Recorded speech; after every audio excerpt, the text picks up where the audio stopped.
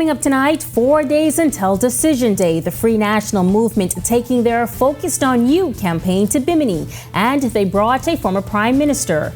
Plus, police ramping up their crime-fighting initiatives. Find out how emerging technology is expected to put a dent in crime. And later, a national movement looking to win souls. Hundreds turn out for a March for Jesus on Grand Bahama. We've got the details and so much more as Our News Weekend starts now.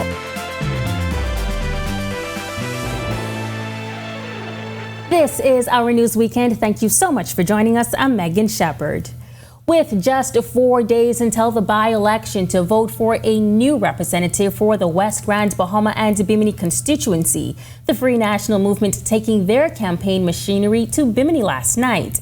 Candidate Ricardo Grant says now is the time to send a strong message to the governing Progressive Liberal Party. Grant adding that the FNM is focused on the way forward. We're going to make certain that we bring technical and vocational training right on the grounds, and that your children can learn and excel right from home, right from the gateway, right from Bimini.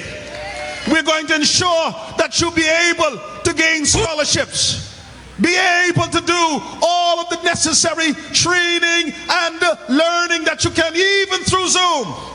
We're going to ask BTVI, UB, to come in here and sure they extend their programs to us. We're going to push and press to ensure that the school experience an upgrade. Former Prime Minister Hubert Ingram also on the ground, noting that he has not spoken publicly at a rally in years. He says his message is straightforward: vote for the FNM and cause a change for the island of Bimini. You can cause them to count you more than they count you now. Cause them to look out for you more than they look out for you now. Or you can cause them to continue to take you for granted and say, no matter what I do, them Bimini people are going to vote for me anyhow. And boy, if you like bad treatment,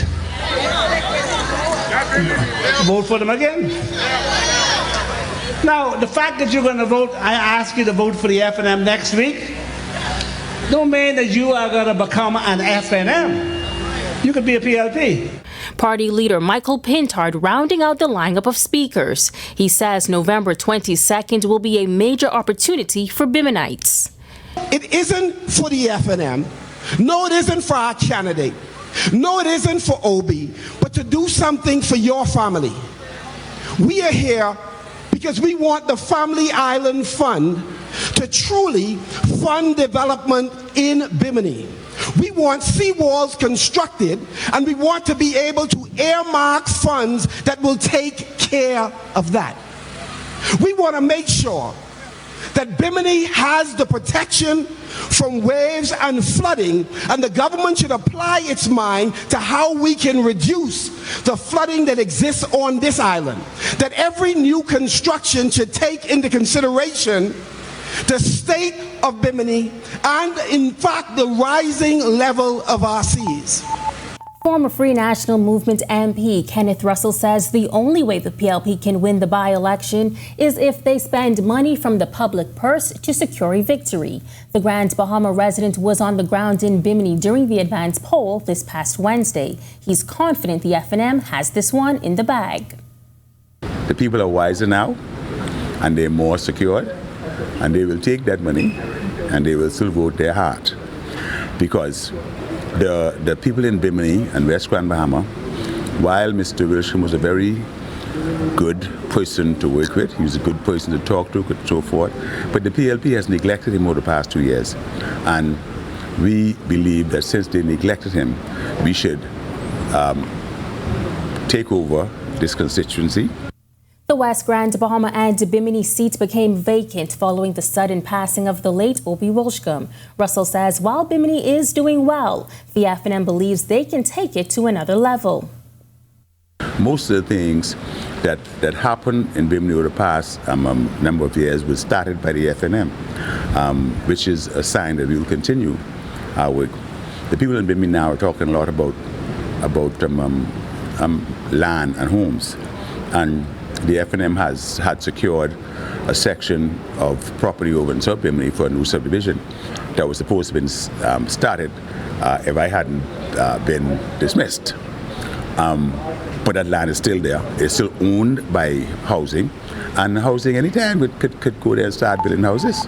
Now be sure and stay tuned to the Our TV network this Wednesday, November 22nd, for live team coverage of the by-election from Grand Bahama and Bimini beginning at 6 p.m. And for all of the behind-the-scenes updates and up-to-date information throughout the day, tune into all of our social media platforms, including the Our News Bahamas Facebook page.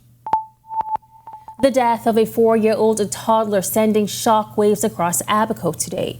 Abaco police reporting that around 7 a.m., the little girl was at a gated community in South Abaco when she wandered off from her mother and moments later was found unconscious in nearby waters on the beach. The toddler was retrieved from the water by bystanders and was administered CPR. She was quickly transported to the local clinic where she was examined by the medical doctor, and that's where she was declared dead. Investigations into the circumstances surrounding her death are ongoing.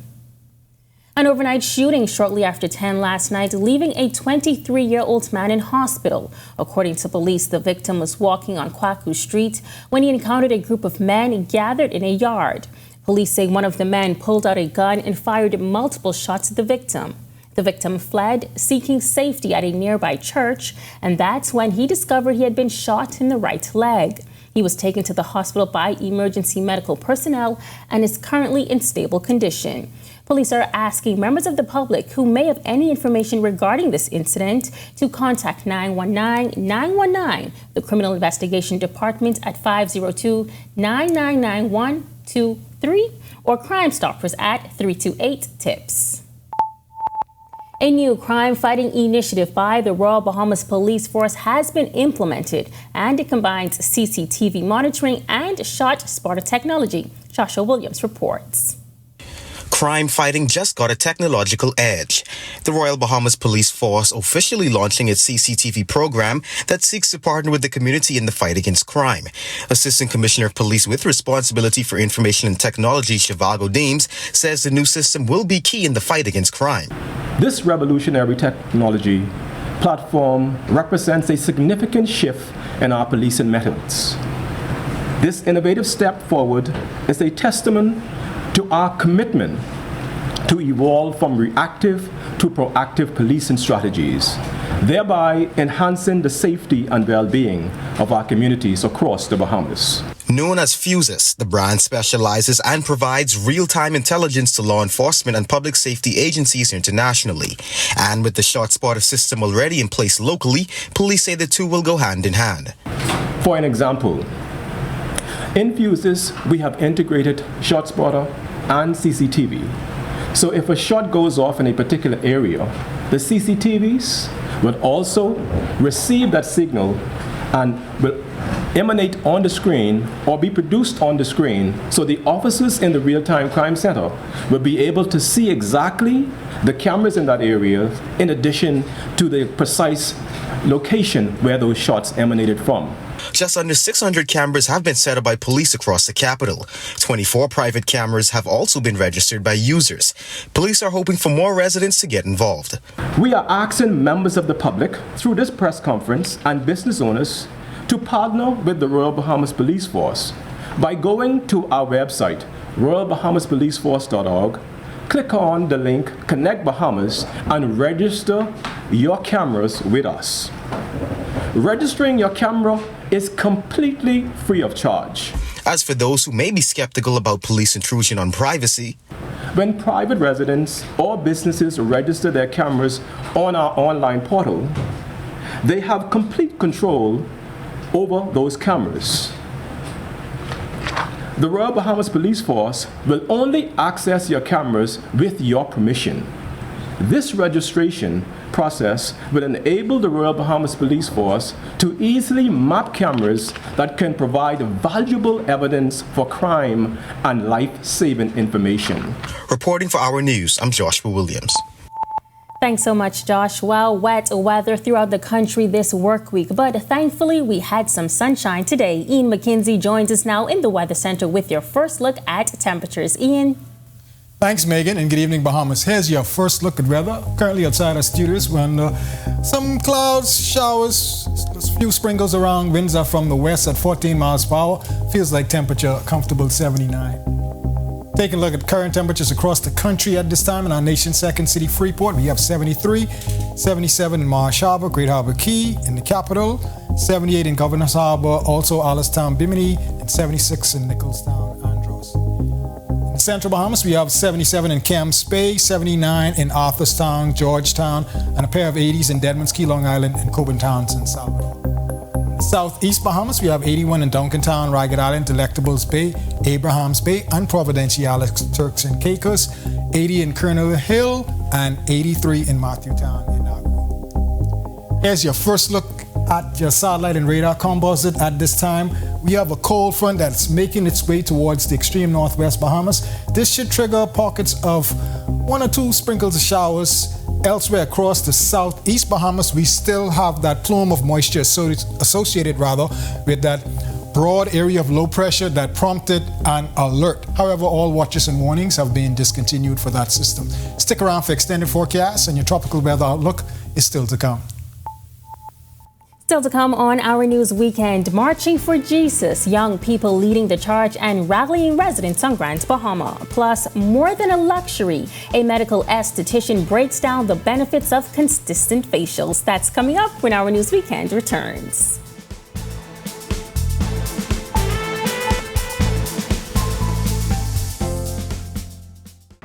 Doctors Hospital has reimagined primary care. We have invested to improve our health system, ensuring that accessible, affordable, world-class clinical care is closer to you. Your relationship with a primary care provider shapes the foundation of your overall health. Our new, modern primary care facilities are where critical diagnosis and true personalized treatment begin. With locations across New Providence, Grand Bahama, and Exuma, we invite you to experience the Doctors Hospital difference. Book your next appointment at clinics.doctorshos.com.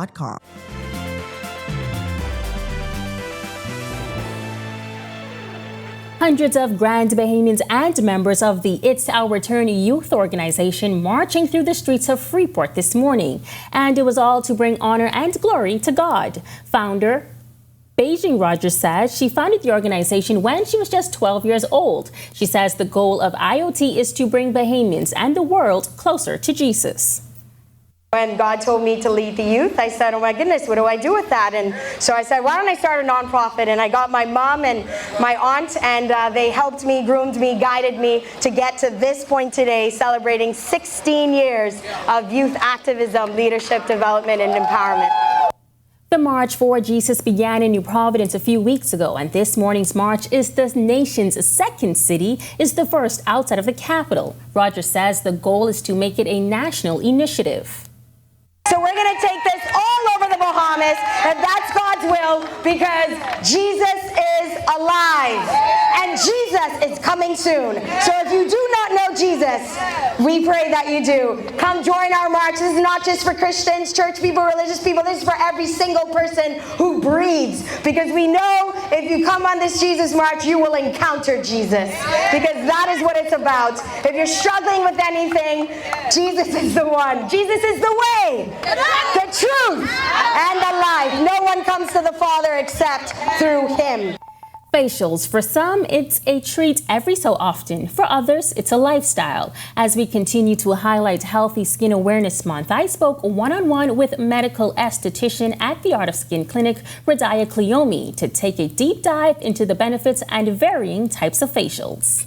We have cleansing, exfoliation, toning, moisturization, sunscreen, and then we have our essences, ampules to target specific goals that our clients want. Whether your goal is anti-aging, brightening, acne control, or discoloration, Cleomi says your facial will be customized to meet your needs following a thorough consultation.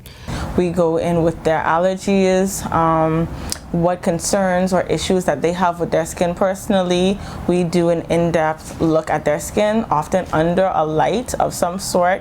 We look at the pore size. We look at whether there are issues with discoloration, or whether there are issues with dry skin, whether there are issues with darkness.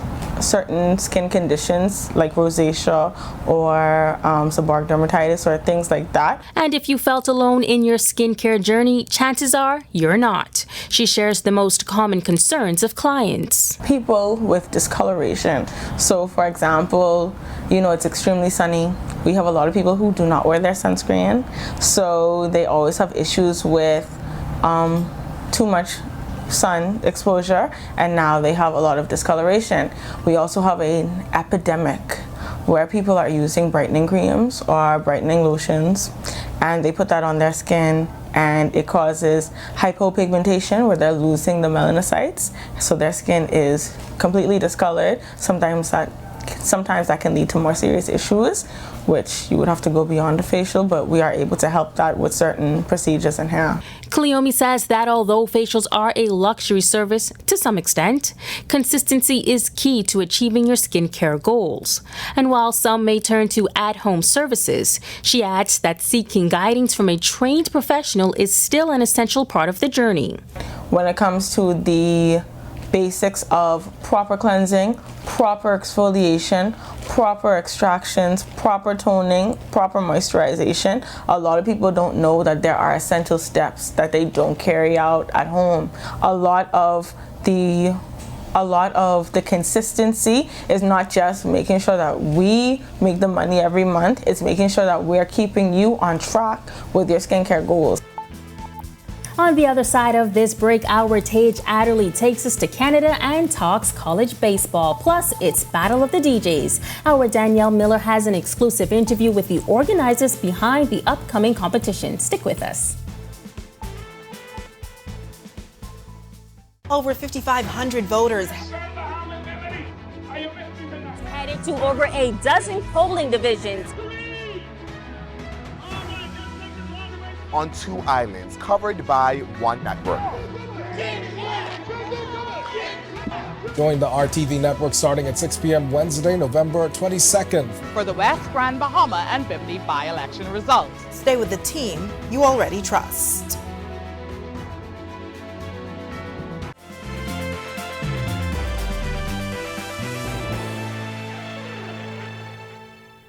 Welcome back. Battle for Atlantis is underway and Game 1 is in the history books. Grand Bahamian Yolette McPhee-McEwen, who coaches the Old Miss Women's basketball team, coached her team to a 67-54 win over Howard University. It was a tight game throughout, but the Lady Rebels got it done with Madison Scott as the team's lead scorer with 21 points. We asked Coach Yo about the win on home soil. It feels great to win at home. Let me tell you something. I would have been a sad puppy had we not. So really glad. 2-for-2 to the world. Now Ole Miss will play again tomorrow, and we will have more on that game in Sunday's newscast.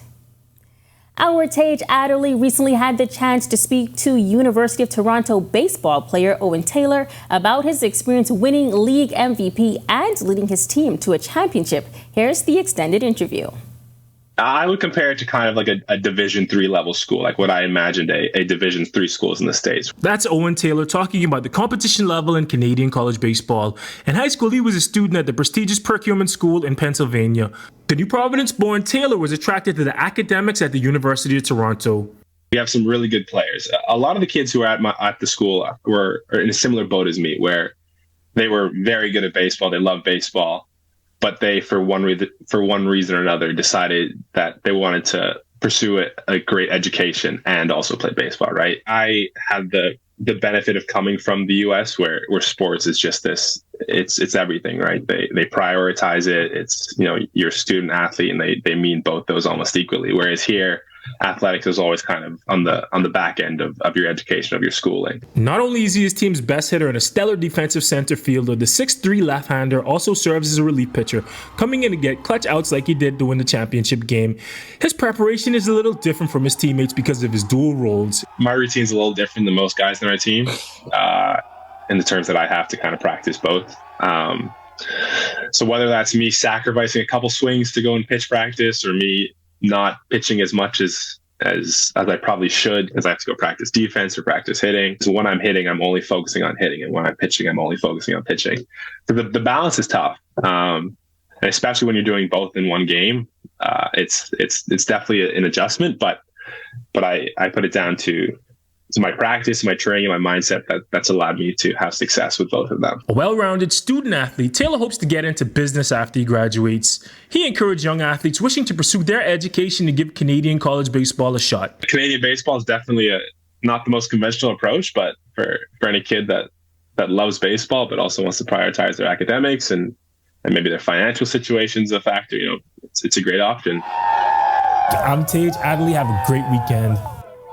Still to come on Our News Weekend, it's Battle of the DJs. Our Danielle Miller has all you need to know about the upcoming Living Legends DJ competition. That's on the other side of this break.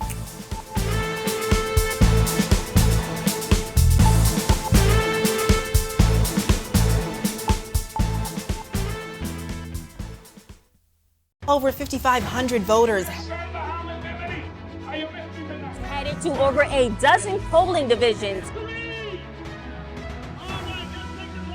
On 2 islands, covered by one network.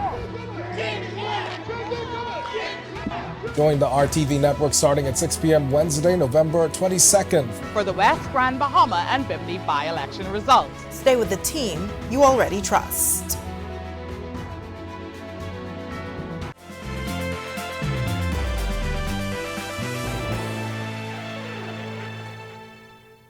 Welcome back. Sunny skies today, a drastic change to yesterday's downpour. But will the weather stay dry? And what's the latest with the tropical storm Vince?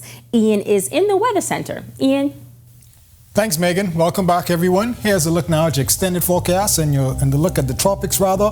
Across the southeast Bahamas, we still have this broad area of low pressure, and that will continue to trigger pockets of unsettled weather across that area. However, most of the shower and thunderstorm activity is just to the east of that area.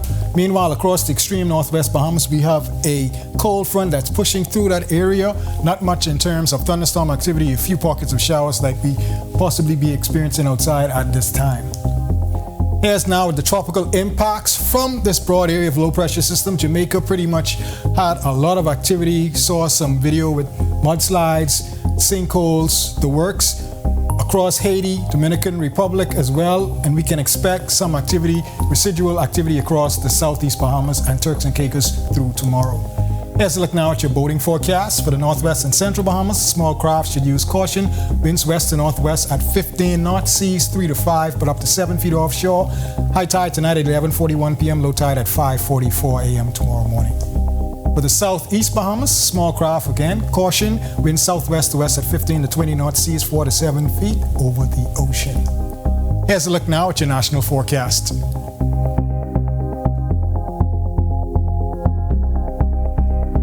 And in your extended forecast, yes, the sun will come out tomorrow. Look at those highs just in the low 80s with your lows in the low 70s. So beautiful weather throughout most of the week.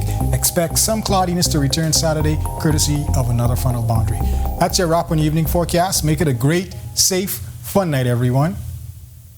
Thanks so much, Ian. It's a craft that dates all the way back to 1943. The disc jockey, aka DJ, is an essential part of any event. But sometimes the group feels as though they go unnoticed, so they decided to do something about it. Our Danielle Miller tells us more. Who DJ? Pretend playing? But get your flats. Mario play? Get your flats. Veteran disc jockeys Super Mario and DJ Tank are just two of the staple faces in their budding industry. This league of entertainers is considered the pulse of the party scene. Many of their names now rooted in nostalgia and pop culture. You know, there's so many to talk about. I've had the pleasure of working with so many seasoned and talented DJs, like the Mighty Pencils, the Barry the Pushers, the Selected Doms have been around, DJ Rev. It just goes on and on. The One Dwights, of course, like he said, it's that. Mm-hmm. There's so many DJs in the industry that I've worked with, D-Boy, DJ Fines, Excitement, and the list goes on and on and on. It's just been an amazing journey. The DJ business has even seen its share of family dynasties. It's like a generational thing. My uncle was Gold Digger Senior, my cousin was Junior, and my dad is One Dwight, so I couldn't miss it. And even with such a strong demand for the craft, like many other groups in the local entertainment industry, they say they both believe there remains a lack of recognition. It's why they've come together to celebrate their community with the event, Living Legends. Tank and I sat down in January and decided to create something that we wanted to put out to the public forum, and in a sense of not only respect, but recognition. The gentleman boasted that Living Legends 2 features Grammy Award-winning reggae artist Peter Morgan, which they say will surely trump the first event. 1, clean fun. 2, good entertainment. 3, very clean lyrics. No hostile. No type. No malice. No. Pure fun. Yeah, Grammy's been in the back of the church with a handkerchief. She come to this type of event. White team, look out, we coming for you all. Trust me, it could be a movie. That's what I said. Who's big we? Up, the black team. Big up to all the fans of the black team. Big up the white team fans too. We all is there too. We love you all, everything cool. But we know you all love us too. The black team, crazy movie. Look out. Reporting for Our News, I'm Danielle Miller. Sounds exciting. Thanks so much, Danielle. And thank you for joining us for Our News Weekend tonight. On behalf of the entire team, I'm Megan Shepard. Have a safe and wonderful evening.